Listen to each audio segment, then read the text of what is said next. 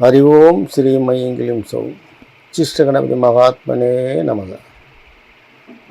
ओम एकदंष्टाय अस्तिमुखाय लंबोदराय उच्चिष्ट महात्मने आम कुरोम करीम कम गे गे गे हुंबट स्वाहा। अरुப்பெருஞ்சோதி अरुப்பெருஞ்சோதி தனிப்பெருங்கருணை अरुப்பெருஞ்சோதி எல்லாம் செயல்கூடும் எண்ணான அம்பலத்தை வள்ளல் மலரடி வாழ திருச்சிற்றம்பலம் தில்லைவாழம்பலம் நம பார்வதி பஜே ஹரஹர மகாதேவா. தென்னாடுடைய சிவனையை போற்றி எண்ணாட்டவருக்கும் இறைவாக போற்றி. அன்பார்ந்த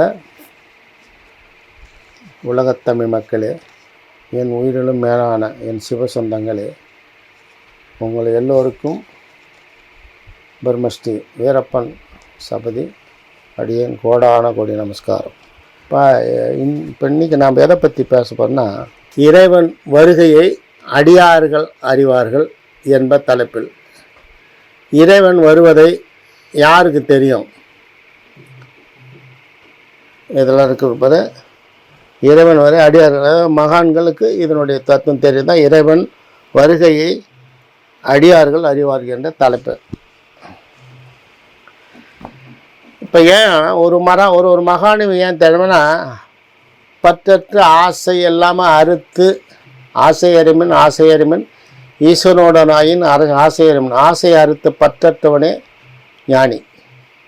இந்த உலக வாழ்க்கையை துறந்து எனக்கு எதுவும் வேணாம், இறைவன் ஒருவனே எனக்கு வேண்டும் என்ற பற்றற்ற இறைவனோடு தொடர்பு உடையவரே ஞானி. அப்போது இறைவன்கிட்ட தொடர்பு கொள்றவங்க யாருன்னா அடியார்கள். அடியார்கள் யாருன்னா, இன்றைக்கி எடுத்தோன்னா நம்ம இந்து மதத்தில் எடுத்துக்கினா ஆதிசங்கரர், திருமூலர்,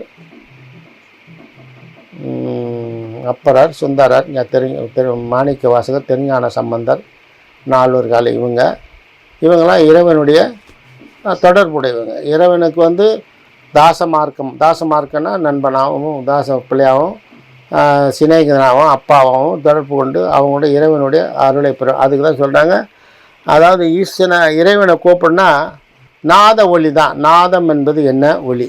அந்த நாத ஒளி தான் இறைவனை கூப்பிடுவது. அது எந்த நாதம்னா சங்குநாதம். ஏதோ கோயில் ஈசன் கோயிலில் பாரு, கைலாய வாத்தியம் வாசிப்பாங்க, அது ஒரு மாதிரியாக இருக்கும். இந்த வாத்தியத்தெல்லாம் விட கைலாய வாசியம் ஒரு மாதிரியாக இருக்கும். அதேமாரி சங்கு ஊதுவாங்க. சங்கு நாதங்களும் எங்கேயோ கேட்குறே சண்முகன் வருவதாக இது காவடி பாட்டில் பாடுவாங்க. எங்கள் ஊர்லாம் காவடி சுற்றின்னு எடுத்து வரும்போது இந்த பாட்டு போடுவாங்க. அப்போ இறைவன் வருவதை அவங்களுக்கு உணர்வாங்க, கரெக்டாக தெரியும். ஏன்னு கேட்டால் அவங்க அந்த ஸ்டேஜில் இருக்கு, நம்ம சாதாரண மக்களுக்கு முடியாது. அதனால் இறைவன் வருவதை ஞானிகள் அறிவார்கள். அந்த ஞானிகளிலிருந்து அடியேனும் தொடர்பு கொண்டு சில ஒரு சிறிய நான் பெரிய அளவுகளும் சொல்ல சில வர என் மெய்யன்பர்களுக்கு அவங்க குறைய சொல்லி வந்தாங்கன்னா அவங்களுக்கு தீர்வு காண்றது இங்கேயே எங்கள் வீட்டிலே ஒரு பூஜை ரொம்ப ஏற்படுத்தி அதிலே வர அடியார்களுக்கு நான் அவங்க பிரச்சனை என்னென்ன அப்படின்னு கேட்டு வரவங்களுக்கு அதை நிவர்த்தி செய்து கொண்டு எனக்கு என்னுடைய தொடர்பு இருக்கிறவர் நான் என் நட்சத்திரம் புனர்பூசம் மிதன ராசி. அந்த ராசிக்குரிய நட்சத்திராதியே அவங்களுக்கு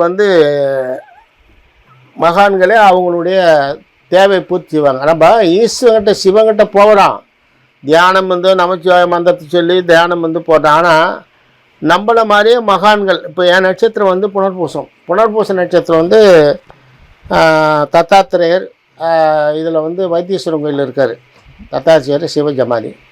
அதேமாரி அப்பாப்பைத்தி சுவாமி புனர்பூச நட்சத்திரம், அவர் சேலத்தில் சூரமங்கலத்தில் இருக்கார், அவர் ஜீவசமாதி அங்கே இருக்குது. அதேமாரி புனர்பூச நட்சத்திரம் கணக்குமட்டி சுவாமி. இதெல்லாம் இந்த இடத்துக்கெல்லாம் போனால் எனக்கு ஒரு அபரிதமான கண்ணுக்கு தெரியாத சில ரகசியங்கள் அனுபவங்கள் அங்கே உட்காந்து நைட்டு படுத்தாலே எதுக்கு நான் சொல்கிறேன் அப்படின்னு கேட்டால், ஒருத்தரும் ஒரு ஜீவனும் ஒரு மனிதனும் தன்னுடைய நட்சத்திரத்துக்கு அதிபதியாக விளங்கும் எந்த ஜீவசமாதியோ அந்த சிவசமாதியை வணங்கினீங்கன்னா நிச்சயமாக உங்கள் தோஷங்கள், உங்கள் பாவங்கள், நீங்கள் செஞ்ச கர்ம வினைகள் அனைத்தும் ஒழிக்கக்கூடிய ஆற்றல் அந்த இடத்துல இருக்குது. அந்த ஆத்மா என்ன பண்ணுது? ஜீவாத்மா அங்கே உயிரோட தான் இருக்காங்க. அவங்க நடமாட இல்லை. ஜீவனை முக்தி என்பது திருவடி, சின்ன திருவடி, பெரிய திருவடி, மூளை உள்ளே இருக்கிற திருவடி, மூணு சேர்ந்த முக்தி, மூணு தீ ஒன்றா சேர்ற இடம். அதான் நான் அதை பற்றி பேசிக்கிறேன். வலது கண் சூரியன், இடது கண் சந்திரன், மூணாவது உள்ளே இருக்கிற பரம்பொருள் இருக்குது. இந்த இடது பரம்பொருளையும் ஒன்றா இணைக்கிறது விழிப்புணர்ச்சின்னுவாங்க. விழிப்புணர்ச்சின்னா ரெண்டாவது ஒன்று இணைஞ்சி சங்கல்பமாகுது, ஆலிங்கமாகுது. ஆலிங்கம்னா கட்டி தழுவி சந்தோஷமாக இருக்கிறது தான் வந்து புணர்ச்சின்னு பேர். அதை கூட இப்போ நம்ம கூட குடும்பத்தில் இருக்கும்போது பெண்ணோட புணர்ச்சி செய்கிறான். புணர்ச்சி என்பது ஒன்னோட இணையிறது, வேறு ஒன்றும் தப்பாக. புணர்ச்சி என்பதுன்னு கேட்டினா இன்னும் வண்டியில் இப்போ லைனர் பிஸ்டன் இருக்குதா, இன்ஜினில் போய் புணர்ச்சி செஞ்சால் தான் வண்டி இயங்குது. அது பெட்ரோலும் அந்த காற்று தீ காற்று ஒன்றா சேரும்போது அப்போ புணர்ச்சி என்பது ஒன்றோட ஒன்று இணைத்து விழிப்புணர்ச்சி. அந்த உள்ள தள்ளணும். அதுக்கு ஒரு முத்திரை இருக்குது. தீட்சை வாங்கும்போது நான் அந்த முத்திரையை கொடுப்பாட்டினா அந்த விழி உள்ளே போது இறைவனோட ஒன்று இங்கே ஜோதி தெரியும். அந்த மாதிரி மகான்களுடைய ஜீவசமாதி போய் நீங்கள் ஒருத்தர் ஒரு ஜீவசமாதி ஒரு நட்சத்திரம் பிறந்தவங்களுக்கும் ஒரு ராசிக்காருக்கும் ஒரு ஜீவசமாதிக்கு அந்த சமாதியை போய் நீங்கள் வழிபாடு பண்ணிங்கன்னா நீ எங்கே ஜோசியம் பார்க்க வேண்டியில்லை, கைரேகை பார்க்க வேண்டியில்லை, எண்கணிதம் பார்க்க வேண்டியில்லை, பிரசன்னம் பார்க்க வேண்டியில்லை. இதெல்லாம் தவிர்த்துட்டு பொதுவாக போயிட்டு அந்த சமாதி போய் அந்த சமாதியில் பூ என்ன நம்ம பிரசாரமாக அவங்களாம் வந்து பூ நிறைய வந்து சிவ சமாதியில் பூ தான் யூஸ் பண்ணுவாங்க. ஏன்னா பூ ஆகாயத்தை பார்க்கும். ஆகாயத்தில் அவங்க வெட்ட வெளியில் சூட்சும வடிவில் இருக்காங்க அந்த தேகம். அந்த பூ அங்கே வச்சு போயிருப்போம். அங்கே நீ என்ன கொண்டு வச்சுக்கிறியோ அதுக்கு பிரதிபலனா அங்கே உனக்கு தரிசனம் கிடைக்கும். எந்த ஜீவ சமாதி போனாலும் அங்கே தங்கணும், நைட்டு வரக்கூடாது. நைட்டு தங்கி படுத்து அங்கே தூங்கிட்டு விடிகாலம் தரிசனம் பண்ணிட்டு வந்தீங்கன்னா உங்களுடைய குறை எதுவாக இருந்தாலும் நிச்சயமாக அது நிறைவேற்றி வைக்கிறோம். ஏன்னு கண்ணா அடியேன் அதை வந்து எனக்கு வந்து கிட்டத்தட்ட என் குருநாதர் எனக்கு வந்து ஒரு 10-15 வருஷத்துக்கு முன்னாடி தீட்சை கொடுத்தாரு. அதுலேருந்து நான் கோவிலுக்கெல்லாம் போவேன், என் குலதெய்வங்களும் எல்லாத்துக்கும் போவேன். இருந்தாலும் கோவிலுக்கு போகிறத விட ஒரு மகானுடைய ஜீவ சமாதியை தரிசனம் பண்ணினா அது எல்லாருக்கும் கிடையாது. உன் நட்சத்திரம் என்ன, எனக்கு புனர்பூச நட்சத்திரம், நான் போகிறது வைத்தீஸ்வரர் கோயில் தத்தாத்திரேயர், அது இல்லை. அப்படி இல்லைன்னா கணக்கம்பட்டி, அப்படி இல்லைன்னா அப்பாப்பத்தி சாமி, அல்ல இல்லைன்னா இங்கே எங்கள் பக்கத்துலேயே ஊர் பக்கத்தில் கட்டக்கொட்டை அப்படின்னு ஒரு ஊர் இருக்குது. பண்ணையாற்றின் பக்கத்திலே வடுவாம்பாலம்னு ஒரு இடம். அங்கே 58வது அதாவது காஞ்சி மகான் 58வது 59வது ஜீவசமாதி அங்கே இருக்குது. அவரும் புனர்பூச அந்த ஜீவசமாதி. நம்மளால் வசதி என்ன, அங்கே ஒன்றும் இல்லை, போய் வத்தி ஒரு நல்ல மனமுள்ள வத்தி மனமுள்ள பூ, வேறு ஒன்றும் கிடையாது. அதை வச்சு நம்ம வழிபாடு பண்ணோன்னா அவங்களுடைய அருளாசி நம்ம கிடைக்கும். நாம் உட்காரணும் தியானத்தில் மெடிடேஷனில் ஒரு 1/2 மணி நேரம் 1 மணி நேரம் மெனட்டு அங்கே உட்காந்து வழிபாடு பண்ணும்போது நீங்கள் எந்த குறையாக இருந்தாலும் பரவாயில்லை, எந்த குலதெய்வமாக இருந்தாலும் சேர்த்தா எதை சொன்னால் கட்டாயம் அவங்க மகான்களுக்கும் விநாயகரும் மகான்களும் ஒன்று. நல்லா புரிஞ்சுக்கோ. விநாயகர் எதை விதமான பூஜை பலனும் எதிர்பார்க்க மாட்டார். அதேமாரி மகான்களை எந்த பிரதி பலன் எதிர்பார்க்க. வரவங்களுக்கு அவங்களுடைய குறையை தீர்த்து அவங்களோட அருளாசி வரவங்க இவங்க 2 பேர், விநாயகருக்கும் மகான்கள்னால் இப்போ நான் சொன்ன மாதிரி போகர் அந்த 18 சித்தருக்கு மகான் தான். 18 சித்தர் சமாதி கூட கட்டாயம் வழிபாடலாம், ஒன்றும் தப்பு கிடையாது. அதனால் நீங்கள் பொதுமக்களாகிய நீங்கள் எல்லோரும் உங்களுக்கு தெரியல என்னை கான்டாக்ட் பண்ணுங்க, நான் ஃபோனில் பேசுகிறேன். நீங்கள் வரணுன்னு அவசியம் கிடையாது. என் நட்சத்திரம் இது ஐயா, நான் எந்த சமாதிக்கு போகணும், எந்த சிவாஜி பண்ணி நான் தரிசனம் பண்ணி என்ன நாளில் போகணும், என்ன பரிகாரம் பண்ணணும், என்ன தர்மம் பண்ணணும், என்ன பூஜை பண்ணணும் அப்படின்னு கேட்டிங்கன்னா இந்த விளக்கத்தை பூரா நான் உங்கள் ஃபோன்லேயும் சொல்ல கடமைப்பட்டு இருக்கிறேன். அதனால் பொதுமக்களாகிய உலகத் தமிழ் மக்கள் என் சிவ சொந்தங்களுக்கு அனைவருக்கும் நான் தெரிவிப்பது, உங்கள் குறைகள் தேவை. ஏன்னா உங்களுக்கு வசதி இல்லையா, பணம் இல்லை, காசு இல்லை, தினம் கூலிக்கு போகிறோம், ஒரு 500 ரூபா வருமானம் வருது, குடும்ப செலவுனா நல்லா இருக்குது, குடும்பத்துக்கு மேலே நம்ம வெளியில் போகிறதுக்கு ஒரு கோயில் குளம் போய் சுற்றி பார்க்குறதுக்கு வழி இல்லை அப்படின்னும் போது நீங்கள் இந்த மாதிரி உள்ள ஜீவ சமாதி போய் பஸ் போகிறோ இல்லை ட்ரெயின்லையோ எப்படியோ எந்த மாதிரி யார் மூலியமாக போய் அந்த ஜீவ சமாதி வழிபாடு பண்ணிங்கன்னா நிச்சயமாக உங்களுக்கு தொடர்ந்து பண்ணணும். இதை ஒரு தரம் போய்ட்டு வரக்கூடாது. தொடர்ச்சியாக உங்களுக்கு தெரியும் சக்ஸஸ் ஆகி போச்சு, என் வாழ்க்கையில் நல்லா இருக்கிறேன், இப்போ போனால் அந்த ஜீவ சமாதி வணங்கினேன், அங்கேருந்து எனக்கு ஒரு சில அற்புதங்கள் நடந்தது, சில மாற்றம், என் வாழ்க்கையில் மாற்றம் தெரியுது, என் குடும்பத்தில் ஒற்றுமையாக இருக்கணும், என் தொழில் நல்லா இருக்குது, எனக்கு வருமானம் நிறைய வருது அப்படின்னா அதை கண்டினியூ பண்ணு. அந்த படத்தை வீட்டில் வாங்கி அதை வச்சு அவரை தொடர்ந்து நினச்சி பூஜை பண்ணு. இல்லை மாதத்துலேயோ வருஷத்துலேயோ ஒரு தரம் இல்லை 3 மாதத்துக்கு ஒரு தரம் அந்த ஜீவ சமாதி போய் வணங்கிட்டு. ஏன் அதை சொல்கிறேன்னா இறைவனோட தொடர்பு உள்ளவங்க. நான் மறுபடியும் பேசுகிறேன், இறைவன் வருவதை அடியார்களுக்கு தெரியும். அதை பாரு, இறைவன் வருவதே அடியாருக்கு அவங்க தெரிய பண்ணாங்க. கொடுங்க சங்கு அங்கே பாரு என்ன பண்ணுறாரு, டமரங்க அடிக்கிறாரு, சங்கு இவரும் சித்த ஒரு சித்த இவர் பாரு சிவன் பார்வதி காலையில் வராங்க. அப்போ அதுக்கு என்ன இறைவன் கடவுள் வர்றத நிச்சயமாக அவங்களுக்கு தெரியும், அந்த அறிகுறி கன்ஃபார்மாக தெரியும். அதனால்தான் நீ போய் இந்த கோவிலில் போய் அந்த சமாதியில் போய் சிவ சமாதியில் போய் தங்கு, நைட்டு பண்ணி பகல் பண்ணி அன்றைக்கி நட்சத்திரம் கரெக்டாக நீங்கள் பஞ்சாங்கத்தை பார்த்து யாராவது பார்த்து அந்த பஞ்சாங்கத்தை அந்த நட்சத்திரம் என்ன வருது, உங்கள் நட்சத்திரம் முழுமையாக எந்த நாளில் இருக்குதுன்னு தெரிஞ்சிங்கன்னா அந்த சிவ சமாதியில் போய் தங்கு, வழிபாடு பண்ணு. வேறு ஒன்றும் இல்லை, மலர் தான். மறுபடியும் சொல்லி நான் எப்பயுமே சொல்லிக்கிறத பஞ்சபூதத்தில் பூசை, தண்ணி,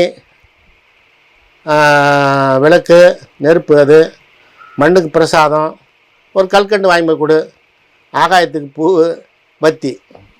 நாம் முழுக்கமாக 3 எடுத்துக்கலாம். வத்தி எடுத்துக்கலாம், காற்றுக்கு பூ எடுத்துக்கலாம், ஒரு பிரசாதம் வாங்கி போகலாம். மீதி தண்ணி விளக்கெல்லாம் அங்கே இருக்குது, பரவாயில்ல, கோயில் இருக்கும். அதை வச்சு வழிபாடு பண்ணிவிட்டு மகான்களை மனசார் நினச்சின்னு கண்ண முடியும் உன் மனக்கார நின்று அவர் உருவத்தை நினச்சி நிறுத்து. அதுக்கு தான் தியான மந்திரம்னு பேர். தியானம்னா மந்திரம் சொல்லிட்டுக்கிடு. அவங்க எந்த கோலத்தில் இருக்காங்க, இப்போ கணக்குப்பட்டி சாமி, அழுக்குமட்டி சாமி ஒரு அழுக்குமட்டி தோல் மேலே போட்டு பச்சை ட்ரெஸ் போட்டிங்கன்னு இருக்கார், நடந்து வராரு. அவர் வந்து கற்பனை பண்ணு. அப்படியே அப்பா பத்தி சாமி எப்படி இருக்கார், அந்த உருவத்தை கற்பனை பண்ணு. அதேமாதிரி தத்தாத்திரேயர் எப்படி இருக்கார், அந்த உருவத்தை கற்பனை பண்ணி, அதுக்கு தான் தியான மந்திரம்னு பேர். அதுக்கு தியான மந்திரம் கிடையாது, தியானம் அவங்க உருவத்தை நினைச்சு தான் தியான மந்திரம். நினச்சி அவங்கள வழிபாடு பண்ணு. அவங்களுக்கு மந்திரம் இருக்குது, அவங்க சொல்லி அவங்க பேரை சொல்லி தத்தாத்திரேயரே நமக, ஓம் கணக்குப்பட்டி சுவாமியே நமக, ஓம் அப்பா பைத்தியம் சாமியே நமக அப்படின்னு சொல்லிவிட்டு மனசார அவங்க சொல்லிவிட்டு வேண்டிங்கன்னா கட்டாயம் உங்கள் எந்த குறை இருந்தாலும் எந்த பிரச்சனை இருந்தாலும் நீங்கள் தொடர்ந்து அவங்கள வழிபாடு பண்ண. ஆனால் போயிட்டு ஒரு தரம் போயிட்டு நான் போக முடியலன்னு சொல்லக்கூடாது. தொடர்ந்து அது முடிகிற வரைக்கும் ஒரு 4 தரம் 5 தரம் போய் வர வேண்டியது இருக்கும். நான் வந்து இப்போ கணக்குப்பட்டி கூட சமயத்தில் எனக்கு தெரியாது. சேலத்தில் எங்கள் நண்பர் ஒருத்தர் இருக்காங்க, பேர் வந்து சித்தரசுன்னு. அவர் ஒரு பெரிய ஆன்மீக சேவை செஞ்சுருக்காரு, அன்னதானம் பண்ணுறாரு. இப்போ கூட சமயத்தில் வீட்லேயே ஒரு ஆசிரம் மாதிரி வச்சு நடத்திருந்தார். இப்போ வந்து கஞ்சமலை பகுதியில் போய் ஒரு இடம் வாங்கி ஒரு ஏக்கர் 2 ஏக்கர் நிலம் வாங்கி உங்கள் ஆசிரம் வச்சு வரவங்களுக்கு சேவை செஞ்சு பொதுநல தொண்டு செஞ்சுன்னு இருக்கார். அவர்கிட்ட ஒரு சமயம் ஒருத்தர் அன்பர் வந்தார், பேர் வந்து ராகவன் பேர். அவர் குக்கர், அதாவது இந்த சமையலில் பெரிய மாஸ்டரு. அவர் தான் எனக்கு தொடர்பு, இந்த கணக்குப்பட்டி சாமிக்கு தொடர்பு ஏற்படுத்தி அவர் லிங்க் அனுப்புவார். கணக்குப்பட்டி போய் சாமி போகிறேன்டார். நான் என்ன பண்ண ஒரு தரம் சனி பயிற்சி ஆகும்போது, இப்போ வந்து சனி பயிற்சி ஏதாவது எப்படின்னா மகரத்துலேருந்து கும்பத்துக்கு போகும்போது நான் அங்கே புதன்கிழமையில மாறினார். அன்றைக்கி கணக்குப்பட்டிக்கு ஏதோ ஒரு மனசில் தோணிச்சு, திடீர்னு வந்து தான், வேறு ஒன்றும் கிடையாது. உடனே பண்ணால் சரி இன்றைக்கி கணக்குப்பட்டிக்கு போகணுன்னு ஏற்பாடு பண்ணேன். திருச்சி போனேன். திருச்சிலேருந்து திண்டுக்கல்லேருந்து போய் பூ கொஞ்சம் வாங்கினேன். அங்கே நான் வாங்கி வந்து எனக்கு வந்து மறிக்கொழுந்து ரொம்ப பெஸ்ட்டு. அதுவும் ஐயாவுக்கு வந்து பச்சை புதனுடைய ஆதிக்கம் போது மறிக்கொழுந்து ரொம்ப நல்லது, அவருக்கு பிடிச்சி. அதேமாதிரி நம்ம கொடி தாத்தா சாமிக்கு போனால் செண்பக பூ, இந்த மாதிரி ஒரு ஜீவ சமாதி போனால் ஆனால் வாசனை உள்ள மலராக இருக்கணும். அதாவது ஏனத்தானன்னு போனால் வாசனை உள்ள மலராக இருக்கணும். போட்டு அந்த சமாதியில் அவங்ககிட்ட பூஜை பண்ணுறவங்ககிட்ட கொடுத்தா அவங்க மேலே வச்சு பூஜை பண்ணி கொடுப்பாங்க. பிரசாதம் விபூதி கொடுவோம், வாங்கிட்டு வந்து அதை எடுத்துக்கின்னு அதை எடுத்து வந்து தொடர்ந்து அவரை நீங்கள் வழிபாடு பண்ணுவீங்கன்னா நீங்கள் நினச்ச காரியம் நீங்கள் எது நினச்சாலும், ஆனால் மனசாக உங்கள் உடம்புக்குள்ளே ஐக்கியமாயிடணும். எனக்கு நான் போகும்போது முதல்ல அவர் உருவத்தை பார்த்தேன். கணக்குப்பட்டி எங்கே பார்த்தாலும் கண்ணை திறந்து பார்த்தா எதிர்க்கு அவர் உருவம் அப்படியே கரெக்டாக தெரியும். இந்த தலைப்பா கட்டிக்கின்னு பஞ்சு தவிர தோளில் போட்டுக்கின்னு ஆஃப் சைஸ் போட்டால் பிரபஞ்சத்தில் எந்த நான் வண்டியில் போய்க்கினே இப்போ திரும்பி பார்ப்போம், அவர் எதிர்க்கு நிற்கிற மாதிரி இருக்கும். அப்படி ஒரு பிரமை எனக்கு. ஒரு இது என்னடா இது நாம் எப்பயுமே இல்லையே, அப்போ இதுக்கு வந்து அதிசயம் நடக்குது. நாம் அப்போ தொடர்ந்து அவரை நான் அவர் நம்மளை ஏதோ லிங்க் அவருக்கு நம்மக்கிட்ட லிங்க் வச்சுக்கினாரு, அதனால் அவரை நம்ம தொடர்ந்து விடக்கூடாது. இன்றைக்கி நான் அவர் வந்து வழிபாடு பண்ணி இன்றைக்கி நான் பச்சை ட்ரெஸ் தான் போகிறேன். கணக்குப்பட்டிக்கு மாதம் ஒரு வந்து 2 மாதத்துக்கு ஒரு ட்ரிப்பு அவருடைய என்னுடைய நட்சத்திரம் வந்தடி போய் வரோம். போயிட்டு அன்னதானத்துக்கு ஏதாவது நம்ம அங்கே அரிசி கிரிசி ஏதாவது வாங்கி கொடுத்துட்டு சாப்பிட்டு வரும். அதேமாரி நீங்களும் போனீங்கன்னா வடலூருக்கு போகலாம். வடலூர் ரொம்ப பெஸ்ட்டு. இந்த பக்கத்தில் மாதம் பூசை அங்கேயும் போய் அன்னதானம் பண்ணலாம். தர்மம் செஞ்சால் கர்மம் வழி, வேறு ஒன்றும் கிடையாது. எவ்வளோ நீ தர்மம் செய்கிறியோ உன் கர்மா பூரா விலகிறதுக்கு முதல்ல பேசியிருக்கிறான். முதல்ல மீனுக்கு ஏன்னு கேட்டால் தண்ணியில் இருக்கிற மீன், தண்ணி தான் நீர் இன்றியாம. நம்ம உடம்பு 72 பாகம் தண்ணி. தண்ணியில் இருக்கிற மீனுக்கு பொறி கடலை வாங்கி போடு, சாதம் போடு, எதாவது போடு தண்ணியில். அப்புறம் வந்து பறவைக்கு காக்கா, குருவி, பருந்து, இந்த மாதிரி மயில், இதுக்கு ஏதாவது பறவைக்கு. 2வது பசுவுக்கு. 3வதுக்கு பைரவர் நாய்க்கு. இந்த மாதிரி மனுஷனுக்குனால இந்த மாதிரி முடிஞ்ச வரைக்கும் தர்மம் வேறு, தானம் வேறு. மறுபடியும் சொல்கிறேன், தானம் என்பது வேறு, தர்மம் என்பது நீ விரும்பி செய்ய, தானம் என்பது நீ பிரதிபலனை எதிர்பார்த்து கொடு. புரியுதா? அதனால் தர்மம் செய்யுங்க, கர்மத்தை ஒழிங்க. அருட்பெருஞ்சோதி அருட்பெருஞ்சோதி தனிப்பெருங்கருணை அருட்பெருஞ்சோதி எல்லாம் செயல்கூடும் என்னால் அம்பலத்தை வள்ளல் மலரடி வாழ்க.